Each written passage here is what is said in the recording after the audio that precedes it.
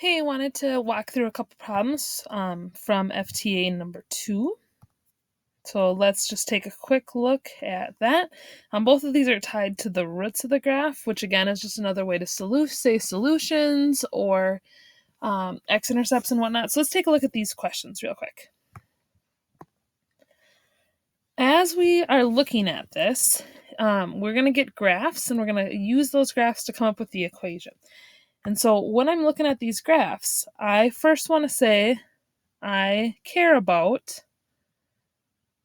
where we cross on the x-axis and how we cross. So where and how. So in this particular graph, we cross at x equals 5. And how we cross is with a bounce. And that bounce, if you remember, tells me that I have a multiplicity of 2, which means I need to show 5 as a solution 2 times.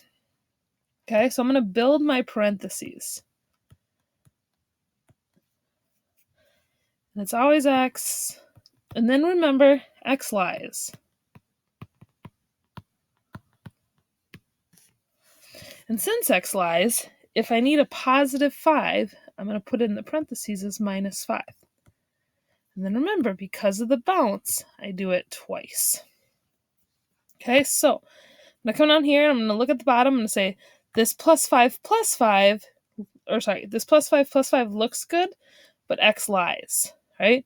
This plus 5 minus 5, there's lots of 5s floating around, but again, I need them to be the same to show multiplicity 2, and I need to show that x lies in both of them. So I'm going to go with this answer right here, which is awesome. Okay, so next problem. Let's try this one. Again, we're looking for how it crosses and where it crosses. So right here we cross at 0, and we just pass straight through. Over here we cross at 6, and we just pass straight through. We don't have any multiplicities to worry about. So the 6, x lies, so I write x minus 6, right, because x lies. X lies. The tricky part here is the 0. We could write x minus 0, but we don't usually do that. Instead, what we do to show just 0 like this, we just put an x in front. So let's come down here, and I'm looking for x with x minus 6 in front.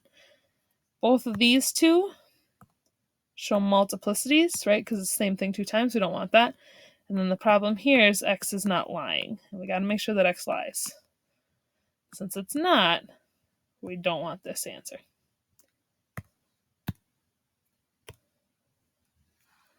Let's do one more. These are pretty fun.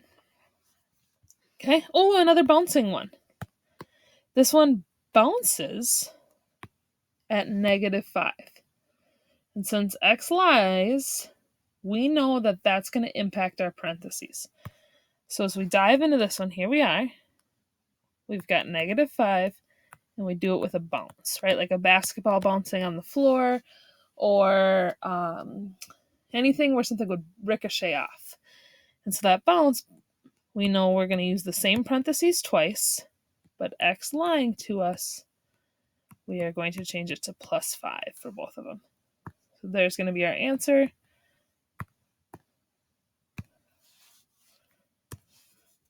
Now, there's a second part to this one. So let's go back in and look at the second part. Okay?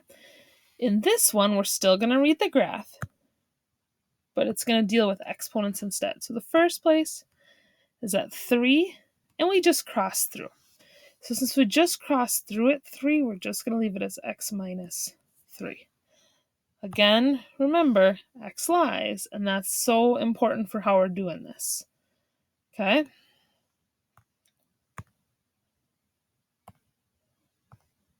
Now, the other part of this is at 6. But 6, we are bouncing. And bouncing means that we technically have x minus 6 2 times. The only difference with this particular problem is that the answers use exponents to show that 2. And so I need to look for ones where the x... Well, I probably could just cross those out right away because those don't take into account that x is supposed to be lying. But I need to show that x minus 6 happens 2 times, and so it has an exponent of 2. This one down here, I don't want that. X minus 3, that's no good. We don't want it doubled up. So we're just going to take the one that shows 2 at the 6 and 1 at the 3. We'll do one more. Let me see if I can get a good one with a wiggle. This is a good one. Okay. So when I look at this one, first I'm going to do some hardcore erasing. And then I'm going to take a look and say, what is this graph doing? Where is it doing it? How is it doing it? Right? The how is kind of an important piece to this particular chapter. So the first thing I see is this -7 right here with a bounce. So x lies, so I need x plus 7, and then I need it 2 times, or with an exponent of 2 to show the bounce. The other thing I see in this one is I also have a 3, and again, with a bounce. And so I need x minus 3, x minus 3, or x minus 3 squared, because again, like we've said 1,001 times so far in this particular unit, we remember that x lies, and when x lies, that impacts how we deal with our parentheses. Okay? So when I come down here, I know I need to have x plus 7 and x minus 3, so I can toss this one out. I need x plus 7 and x minus 3. I'm going to toss this one out. But they both have multiplicity 2, so I need those 2 on the exponent for both of them. I'm going to submit my answer. Oh, just kidding. I'm going to try and click it again. And then I'm going to submit my answer. Awesome. Okay, you can do great things. Let me know if there's anything you need. You got this.